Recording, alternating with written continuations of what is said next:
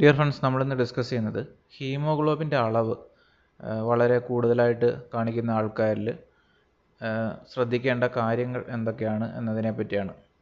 അതായത് സാധാരണഗതിയെ അപേക്ഷിച്ച് ഒരു 18-ന് മുകളിലായിട്ട് ഹീമോഗ്ലോബിൻ്റെ അളവ് സ്ഥിരമായിട്ട് നിൽക്കുന്ന ആൾക്കാർ ശ്രദ്ധിക്കേണ്ട കാര്യങ്ങളെ പറ്റിയാണ് ഇന്ന് ഡിസ്കസ് ചെയ്യുന്നത്.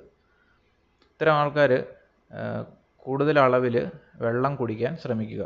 ഇത്തരത്തിൽ വെള്ളത്തിൻ്റെ അളവ് കൂടുതലായിട്ട് കുടിക്കുന്നത് വഴി ബ്ലഡ് ഡയലൂട്ട് ആകാനും ബ്ലഡിൻ്റെ തിക്നെസ് കുറയാനും സഹായിക്കുന്നു. അതേപോലെ ഇത്തരം ആൾക്കാർ സ്മോക്കിംഗ് ഉണ്ടെങ്കിൽ പുകവലി ഉപേക്ഷിക്കുക. അതുകൂടാതെ കൂടുതലായിട്ട് ഫ്ലൂയിഡ് റിച്ച് ആയിട്ടുള്ള ഭക്ഷണങ്ങൾ കഴിക്കുക. അതായത് ജലാംശത്തിൻ്റെ അളവ് കൂടുതലുള്ള ഭക്ഷണങ്ങൾ നമ്മുടെ ഭക്ഷണ രീതിയിൽ ഉൾപ്പെടുത്താൻ ശ്രമിക്കുക. അടുത്തത് അയൺ റിച്ച് ഫുഡ് കുറയ്ക്കാൻ ശ്രമിക്കുക. അതായത് അയണിൻ്റെ അളവ് കൂടുതലുള്ള ഭക്ഷണ പദാർത്ഥങ്ങളുണ്ട്. ഇതാണ് നമ്മുടെ ഹീമോഗ്ലോബിൻ്റെ അളവ് പിന്നെയും കൂട്ടാൻ കാരണമാകുന്നു. അപ്പോൾ ഇത്തരത്തിൽ അയണിൻ്റെ അളവ് കൂടുതലുള്ള ഭക്ഷണങ്ങൾ കുറയ്ക്കാൻ ശ്രമിക്കുക. അടുത്തത് ഒരു നിശ്ചിത കാലയളവിൽ നമ്മുടെ ബ്ലഡ് ഡൊണേറ്റ് ചെയ്യുക.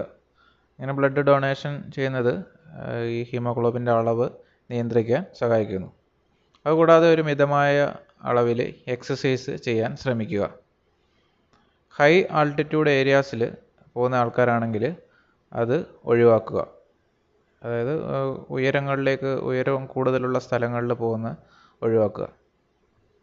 ഇതൊക്കെയാണ് ഹീമോഗ്ലോബിൻ്റെ അളവ് കൂടുതലുള്ള ആൾക്കാരിൽ അത് കൺട്രോൾ ചെയ്യാൻ സഹായിക്കുന്ന കാര്യങ്ങൾ.